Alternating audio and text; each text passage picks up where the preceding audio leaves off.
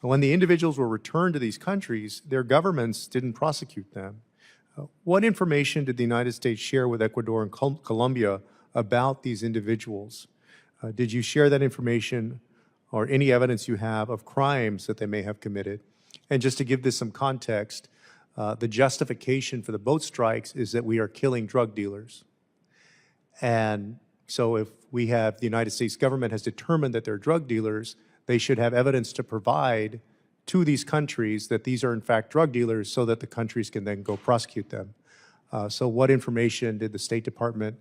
provide, or what information do you know of that was provided by any department of the United States government? Thank you, Congressman. In this instance, it was the Department of War that conducted the strike and recovered the 2 survivors. They effected the return with the assistance of the State Department. We worked with the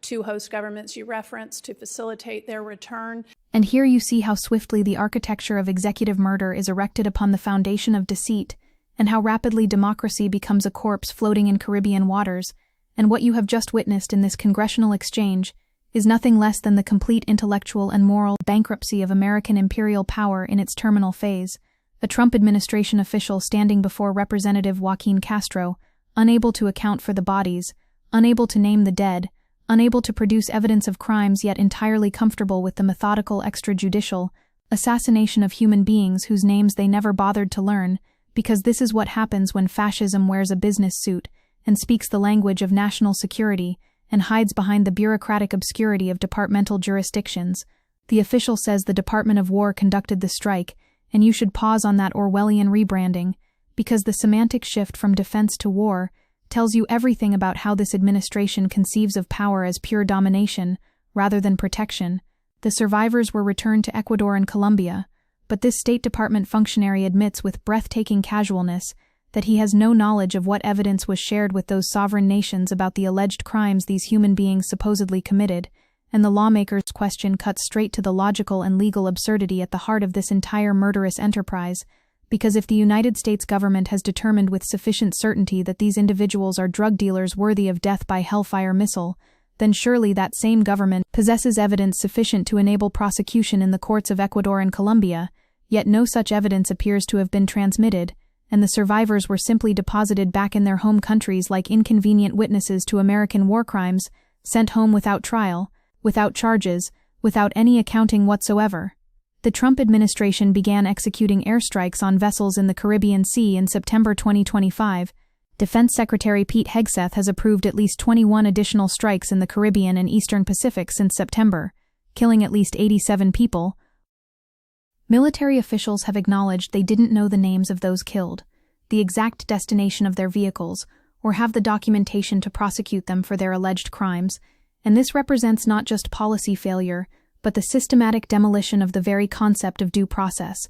the complete abandonment of international law, the resurrection of signature strikes from the War on Terror playbook that devastated Afghanistan and Pakistan, but this time deployed not against alleged terrorists in distant conflict zones, but against fishermen and alleged drug traffickers in international waters, where the United States is not party to any armed conflict whatsoever.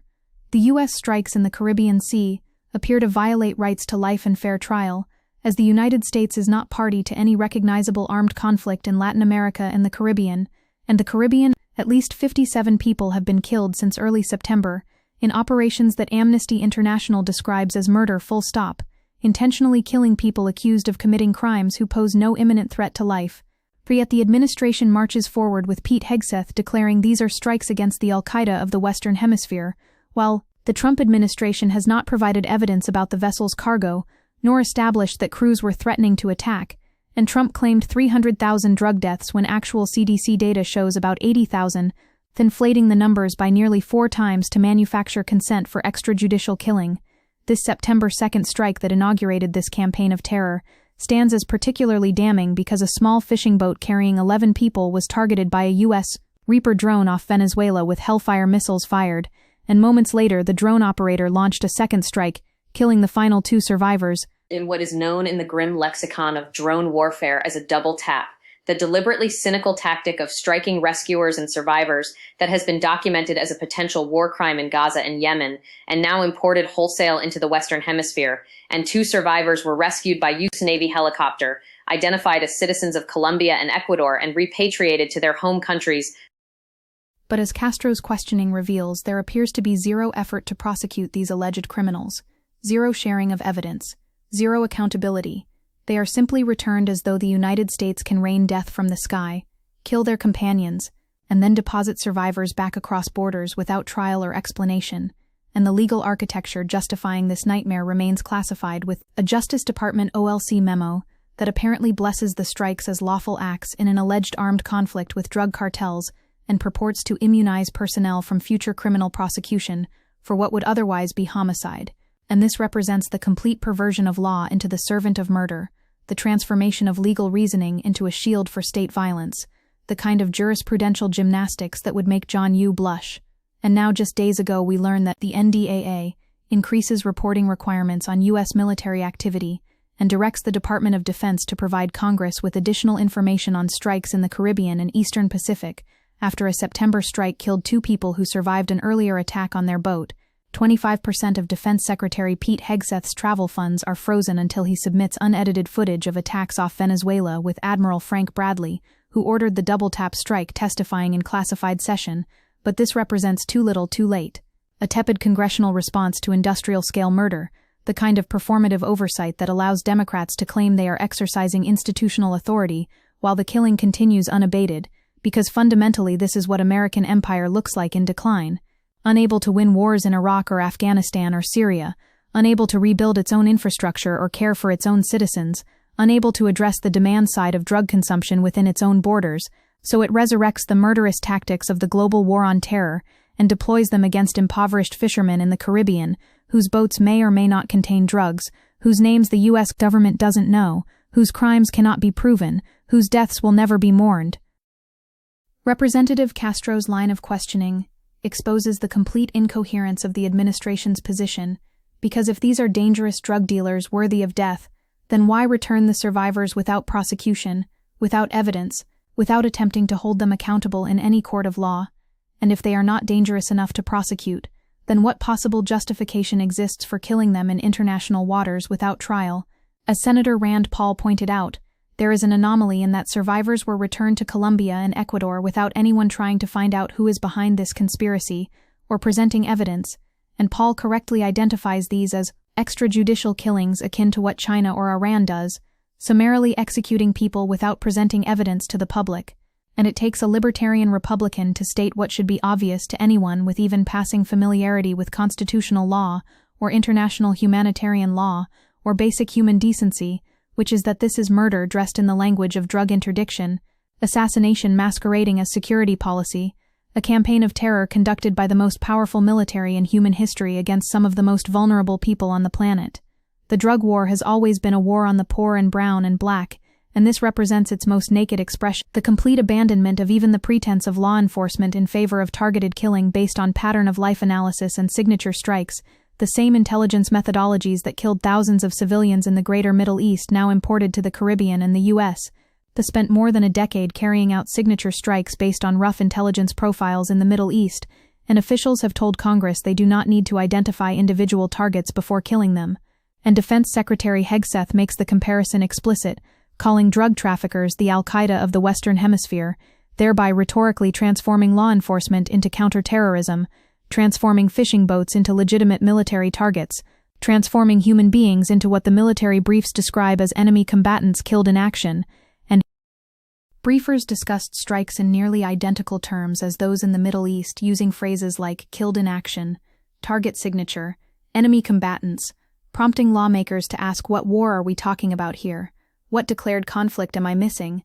And the answer is, there is no declared conflict. There is no war. There is only the unilateral exercise of executive violence unconstrained by congressional authorization or international law or any meaningful oversight mechanism. You should understand that many legal experts believe the strikes to be unlawful extrajudicial killings, and almost all legal experts agree that the U.S. strikes in the Caribbean violate international law. United Nations human rights experts warn the strikes could violate fundamental international norms, arguing international law does not allow governments to simply murder alleged drug traffickers. Colombia's President Gustavo Petro condemned operations as murder and accused Washington of violating regional sovereignty while France's foreign minister criticized operations at a G7 meeting, saying they violate international law and could contribute to regional instability. But the Trump administration proceeds regardless, because American exceptionalism in its current formation means the exceptional right to kill anyone anywhere at any time for any reason the executive branch deems sufficient,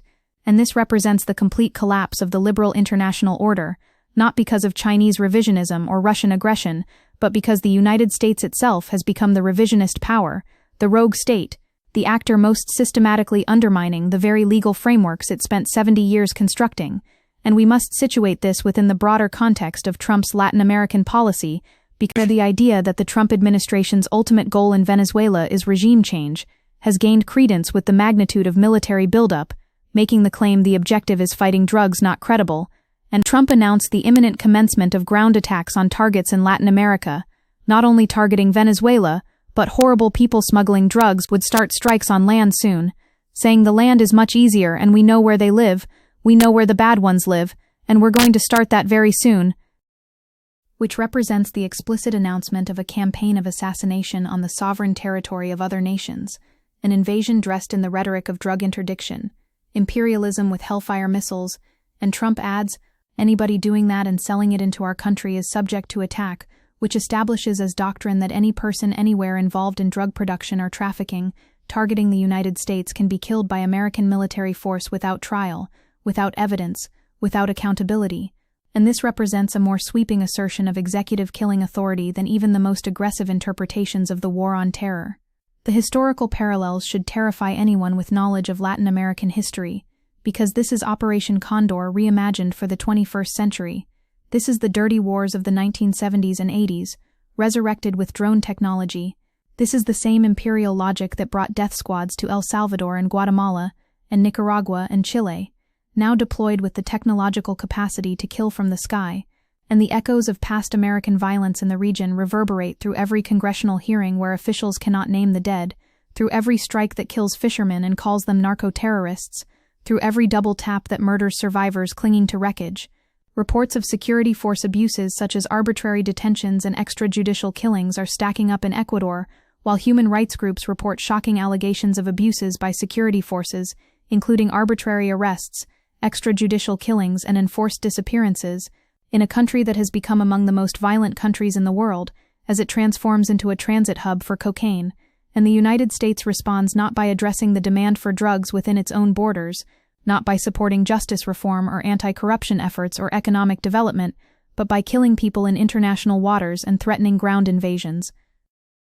What Castro has exposed in this hearing is the complete absence of any limiting principle on executive violence, the transformation of the war on drugs into a war on human beings, the deployment of the most sophisticated military technology in human history to murder people whose names we don't know, for crimes we can't prove in countries where we haven't declared war, and the bureaucratic language of the official's response should chill you, because this is how atrocity becomes routine, how murder becomes policy, how the exceptional becomes normal. He doesn't know what information was shared. He's not privy to whatever evidence exists. The Department of War conducted the strike, and the State Department assisted with returns, and the bodies float in Caribbean waters, and the survivors return home without trial, and the killing continues. More than 80 people killed since early September, with the Trump administration insisting intelligence-confirmed foreign terrorist organizations were operating the vessels, but providing no details of the people killed, and providing no evidence and facing no meaningful accountability, because this is the logic of empire in its death throes, unable to address the systemic conditions that produce drug trafficking, unable to confront its own role in creating the demand that fuels the trade, unable to imagine any response to human suffering except violence. The congressional response even now remains pathetically inadequate, because while the legislation repeals the 2003 authorization for the Iraq invasion and the 1991 Gulf War authorization, with supporters saying this reduces risk of future military action without explicit congressional approval, the fundamental authorization structure that enables these killings remains in place, and Democrats content themselves with restrictions on Hegseth's ability to draw down troops in Europe and fencing off funding until he releases footage while requiring notification, rather than actually ending the killing, actually asserting constitutional war powers, actually holding anyone accountable for what Amnesty International's director calls a murder spree, carried out by Southern Command following illegal orders. This is not oversight. This is theater. This is the performance of institutional prerogative while the machinery of death continues its work. And even the supposedly progressive members of Congress cannot bring themselves to name this for what it is: a campaign of extrajudicial assassination, a program of murder, a systematic violation of international law conducted in open defiance of congressional authority and human rights norms and basic moral sanity. And you must understand the propaganda function of calling the victims narco-terrorists, because that linguistic move does enormous ideological work. It transforms human beings into legitimate targets. It imports the war on terror frame into the drug war context. It suggests these are not impoverished fishermen or low-level traffickers, but existential threats to American security comparable to Al-Qaeda. And the Trump administration alleged vessels were operated by groups it designated as narco-terrorists, including Tren de Aragua and National Liberation Army, but has not publicized any evidence, and the designation itself becomes justification.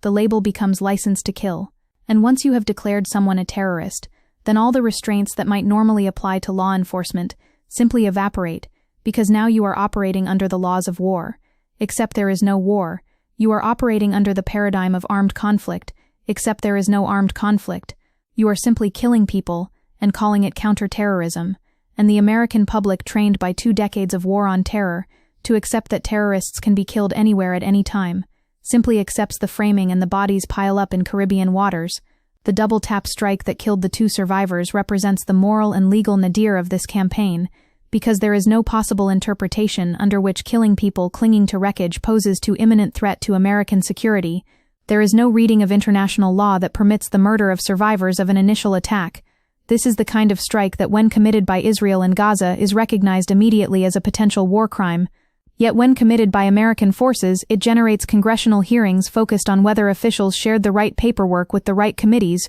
rather than whether anyone will face prosecution for murder.